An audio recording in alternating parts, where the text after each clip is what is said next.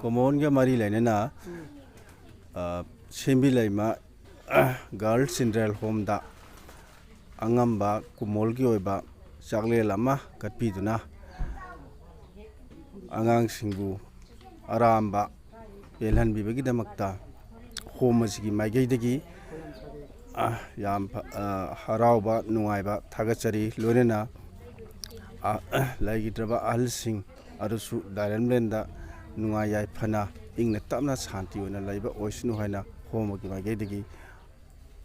phongdoksari ngasi Oinam Ramesinga ngasi aigi baba amadi ibubok anigi leikitabagi akogi langban gi chalen pijaba sida ina ngamjaba Ishok ta leiba Nambol Ishok ta leiba Shembileima girl Chindren Homeda bagi chalen la sida oina kachare adu ai sida sum mayam gi ai ngami bawdi dum kachage na khalle aduga aina sida lairiba mayam angamba dum katpi aning bagi aingonda kano tawjai ha tar mot laijai